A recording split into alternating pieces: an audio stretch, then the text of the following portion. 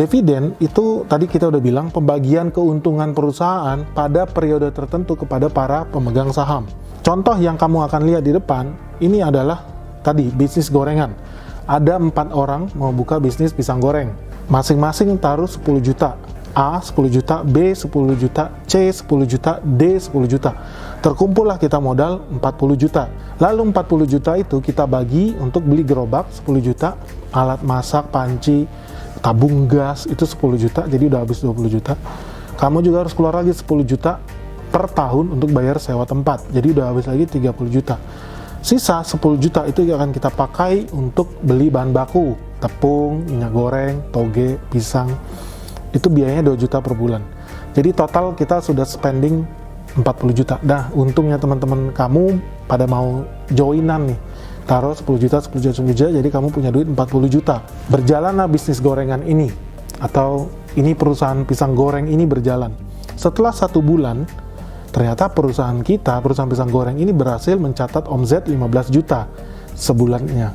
15 juta itu kotor.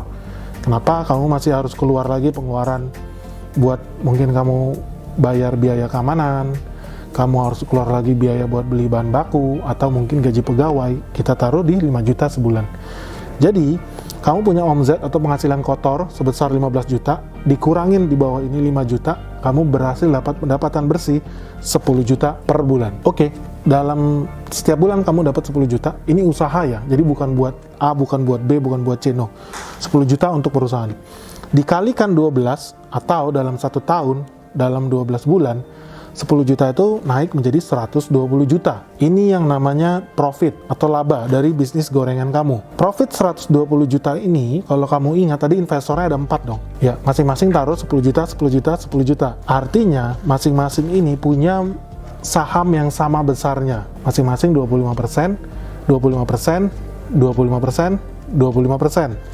Oke, nah dividen yang akan diperoleh adalah sebesar 120 juta dibagi 4, adalah 30 juta bagi masing-masing individu, atau dividen yield yang cukup besar loh ini. Dividen ini berapa? 25% bagi setiap orang. Kalau seandainya kamu pikir, ini fair nggak? Kok gue cuma dapat dividen 60 juta, atau kok gue cuma dapat 5 juta? Kita bisa hitung fair atau tidak itu dari berapa banyak persentase kamu, kepemilikan kamu di perusahaan itu. Kalau di contoh tadi ada 4 orang, masing-masing punya 25% kepemilikan, artinya ketika bagi dividen senilai 120 juta itu hanya berhak mendapat 25%-nya. Jadi kalau seandainya kamu mau bilang saya mau terima lebih, artinya kamu harus naikkan persentase kepemilikan kamu.